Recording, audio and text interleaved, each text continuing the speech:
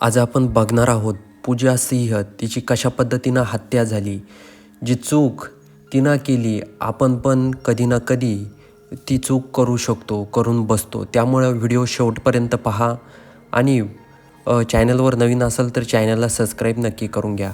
पूजा ही modelling करायची आणि काही दिवसानंतर पूजाचं लग्न होतं. त्यानंतर जी पूजा असते इव्हेंट मॅनेजमेंटचं काम सुरू करते.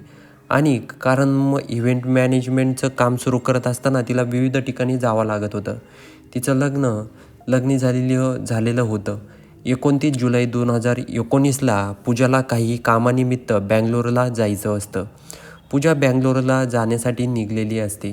कारण तिचं एका हॉटेलमध्ये काम होतं. त्यामुळं ती इव्हेंट मॅनेजमेंटसाठी 29 जुलैला पूजा कोलकात्यावरून बँगलोरला इंटरनॅशनल एअरपोर्टला येते. आणि आल्यानंतर ती ओला कार बुक करते. त्यानंतर जेव्हा पूजा ओलाच्या कारमध्ये बसून हॉटेलकडे जाते त्यावेळेस त्या ड्रायव्हरसोबत पूजाचं काही बोलणं होतं आणि तो ड्रायव्हर पूजाला चांगला वाटतो. त्यामुळं ती पूजा हॉटेलवर ड्रायव्हर सोडतो आणि सोडल्यानंतर पूजा त्या ड्रायव्हरला बोलते की 31 जुलैला 2019ला पहाटे 4 वाजता तुम्ही मला एअरपोर्टला सोडताल का? ड्रायव्हर ₹1200 सोडायला तयार होतो. ड्रायव्हर तिथून निघून जातो. मग त्या ठिकाणी जी पूजा असते आतमध्ये जाते. 31 जुलै 2019ला 4:45 पूजा आपल्या नवऱ्याला टेक्स्ट मेसेज करते. गुड नाईट म्हणते आणि त्याला सांगते की मी टायमिंगला कोलकात्याला पोहोचते. पूजाने सांगितलेला टायमिंगवर पूजाचा नवरा तिथं पूजाची वाट बघत असतो. पण पूजा काही येत नाही. संध्याकाळ होते तरी पण पूजाचा काही तपास लागत नाही.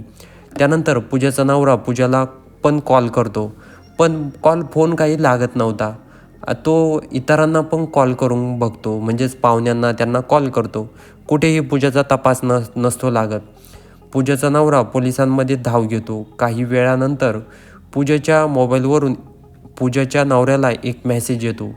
मला 5 लाखाची गरज आहे. पूजाचा नवरा मेसेजमध्ये बोलतो, मला कॉल कर मग मी देतो. पण कॉल काही येत नव्हता आणि त्यानंतर पूजाचा फोन पण बंद येत होता. पूजाचा नवरा पोलिसांकडे सगळं काही जे असतं ते सांगतो. पण पोलीस काही भूमिका घेत नाही. त्यानंतर दुसरीकडे बँगलोर असतं. त्या ठिकाणी काही एअरपोर्ट शेजारीच एका महिलेची बॉडी पोलिसांना सापडते. चेहरा एकदम बिघडून टाकलेल्यामुळे काही तपास पोलिसांना लागत नाही. तर फक्त शरीरावर एक खून होती. त्या खुनाच्या आधारावर पोलिसांना काहीच तपास लागत नाही. त्यानंतर पोलीस त्या बॉडीचा अंतिम संस्कार करून टाकतात. पण ती महिला कोण आहे हे देखील शोधण्याचा पोलीस प्रयत्न करतात. जी महिलेच्या शरीरावर कपडे होते त्या कपड्याच्या ब्रँडवरून महिलेचा शोध घेण्यासाठी पोलीस सज्ज होतात. त्यांना समजतं की कोलकात्यामध्ये या ब्रँडचे कपडे एका महिलेने घेतले होते. त्यानंतर कोलकात्या पोलिसांना आदेश देतात की या काही दिवसामध्ये मिसिंग रिपोर्ट नोंदवली गेली आहे का? त्यानंतर पोलिसांना समजतं की पूजाच्या नवऱ्याने मिसिंग रिपोर्ट नोंदवली आहे.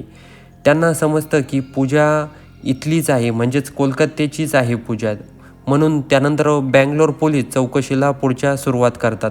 पूजाच्या ईमेल बॉक्सचा ॲक्सेस जो असतो तिच्या नवऱ्याकडं असल्यामुळे पूजाने जी कॅब बुक केली होती पोलीस ओला कॅबला ट्रेस करतात आणि त्या ठिकाणी गाडीपर्यंत पोहोचतात. त्या गाडीवर जो ड्रायव्हर म्हणून कुणी असतो ते पण पोलिसांना समजतं. नागेश नावाचा 22 वर्षाचा तरुण त्या गाडीवर ड्रायव्हर होता. पोलीस नागेशचा फोन ट्रेस करतात. पोलिसांना समजतं की पूजाच्या नवऱ्याचा मेसेज आलेला लोकेशन आणि नागेशच्या मोबाईलचं लोकेशन हे एकाच ठिकाणी दाखवत होतं. पोलीस नागेशला ताब्यामध्ये घेतात. सुरुवातीला तर नागेश गुन्हा कबूल करत नाही. पण जे पोलीस आहे त्याच्यासोबत सक्तीनं वागतात. त्यानंतर जो नागेश आहे तो सांगायला लागतो की पूजाला मी हॉटेलवर सोडलं. त्यानंतर पूजाने मला पुन्हा पहाटे एअरपोर्टला सोडण्यासाठी ठरवलं आणि मी बोललो ₹1200 मग यात संधीचा फायदा घेण्याचं नागेशने ठरवलं. आणि ज्या दिवशी 31 जुलैला सकाळी नागेश पूजाला घ्यायला हजर राहतो आणि प्रवासामध्ये पूजाला झोप लागते. झोप लागल्यानंतर तो पूजाला घेऊन वेगळ्याच रस्त्याकडे जातो आणि गेल्यानंतर गाडी थांबवतो आणि पूजाला पैसे आणि तिचं सामान मागतो. पूजा आरडाओरडा करायला लागते. त्यानंतर नागेशने आपल्या गाडीमध्ये जो रॉड ठेवला होता तो रॉड पूजाच्या डोक्यामध्ये तो टाकतो आणि टाकल्यानंतर नागेश जो असतो त्याला पूजाकडे काही मिळत नाही. त्याला फक्त तिच्या पर्समध्ये 500 रुपये मिळतात. नागेशला वाटतं की पूजा एक श्रीमंत घरातली मुलगी आहे. नागेश आपली कार घेऊन एअरपोर्टच्या कंपाऊंडमध्ये येतो आणि आल्यानंतर जी पूजा असते ती शुद्धीवर येते आणि नागेशच्या गाडीतून उतरते. ती पळायला लागते. नागेश आपला चाकू बाहेर काढतो आणि पूजावर सपासप वार करतो.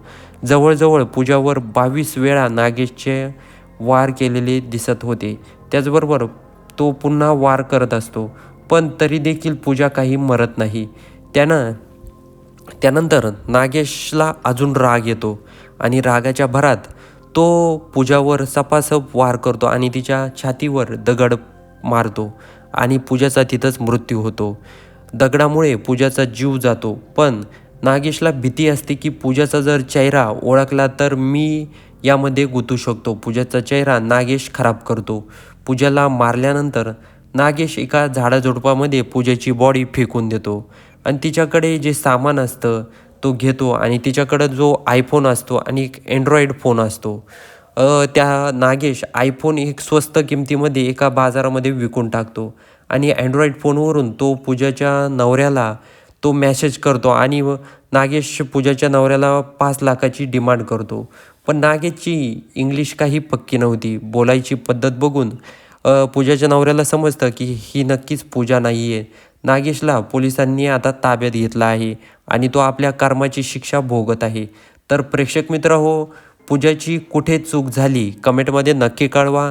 आणि पूजाची चूक जर कार बुक करताना झाली आहे, म्हणजेच पूजाने व्यवस्थित जर रजिस्ट्रेशन करून जर कार बुक केली असती तर आज पूजा जिवंत असती. पूजाची चूक पूजालाच भोवली. आता जो नागेश आहे तो आपल्या कर्माची शिक्षा भोगत आहे. तर प्रेक्षक मित्र हो, व्हिडिओ आवडला असेल तर चॅनलला सबस्क्राईब करायला विसरू नका. तर भेटूया अशाच रंजक कथेसोबत. तोपर्यंत नमस्कार.